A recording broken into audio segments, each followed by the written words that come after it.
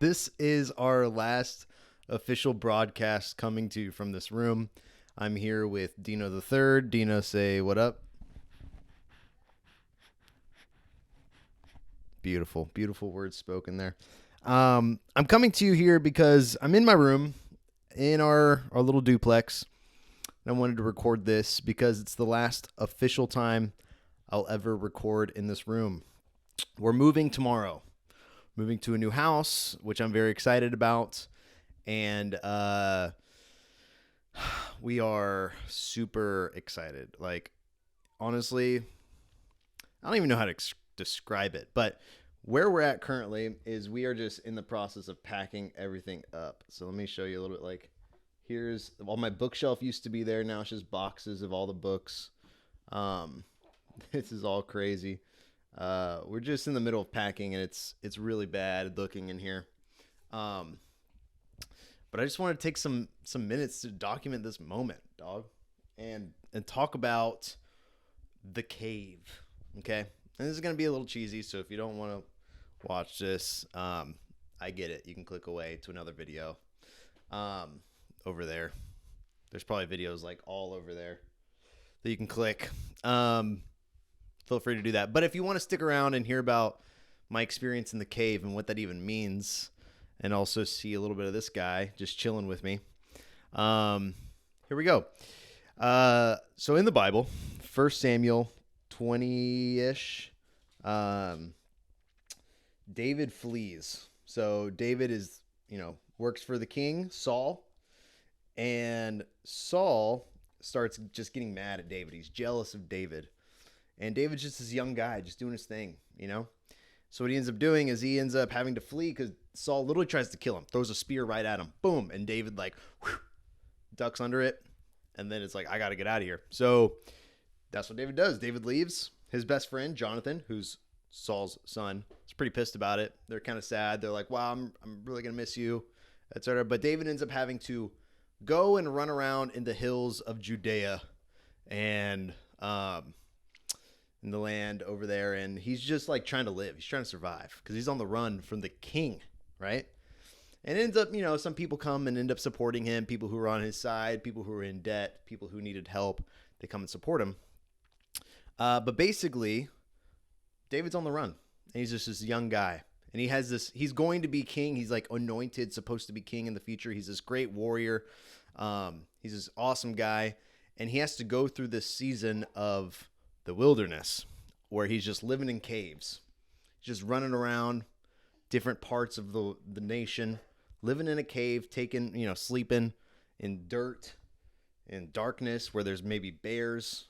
Are there bears over there? I don't know, but you never know. Lions could be lurking in those caves.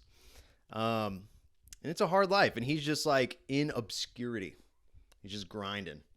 This is the real hustle. Okay. It was David in those caves. And I'm not trying to equate myself to the man after God's own heart, but I find some solace that David had a season where he was just in caves.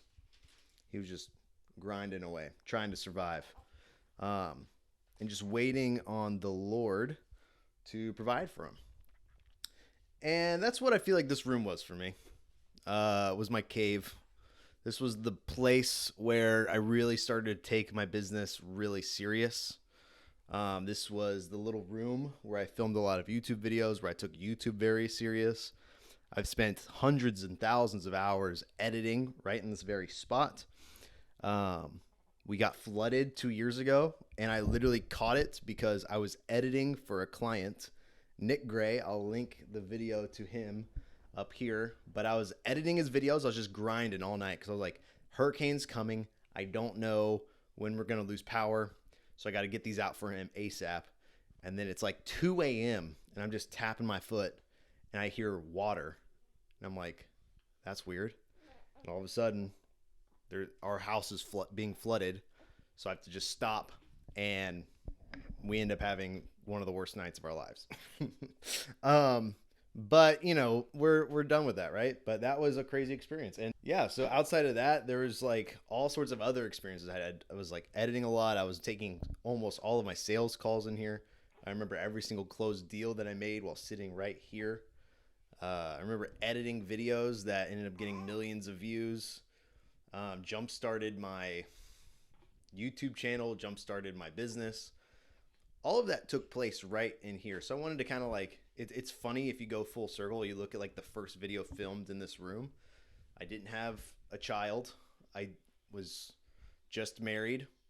And it's hard not to get emotional or at least a little nostalgic while sitting here because it's like, dang, we're moving. After 3 years of being in this space, this was like the first place we moved into as a married couple.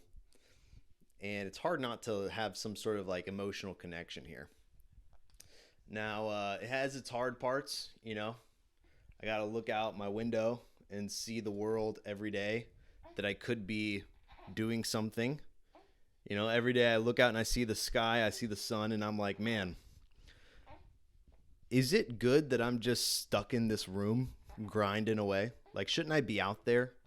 Shouldn't I, like, go to a coffee shop? Shouldn't I go, I don't know, find a way to figure out how to do my work not in here, not in the cave? And I feel like there's some people who value that, who really push for that, the nomad lifestyle, you might call it. But there's something nice about having a space that you can just set as the place that you grind in. And I'm going to be honest, I think everyone should have something like that. Everyone should have their space. And hopefully in this new house, I will have that space. You know, we've got a 3-3-2 we're moving into, where this is a 2-bedroom, 1-bath, 900 square foot little duplex that this homie is living in. You got anything to say? What's your honest review of this place, Dino?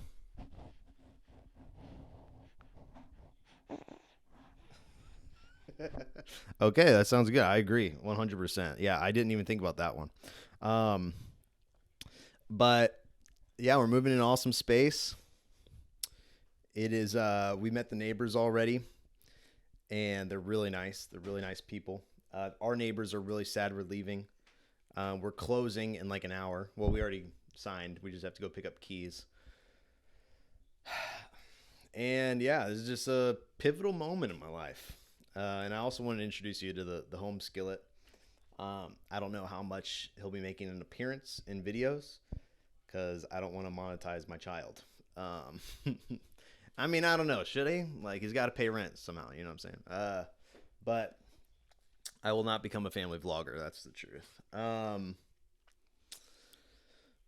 yeah, so if you've watched any videos in here, if you've watched any sort of content that I've made in here over the years, whether that's on my main YouTube channel, whether that's on a live stream, whether that is a short form video, I just want to say thanks for watching. Like, it was all done in here in this little tiny apartment. Should I dox it now that I'm leaving? No, I'm not gonna do that. That would be crazy. I'll give you a hint. It's in Florida, okay, Orlando. But yeah. So all that to say, I hope you guys, if you kind of want to like follow along on like where this inspiration came from as far as David goes, like you can start reading in 1 Samuel chapter 21. I'm a big fan of 1 Samuel.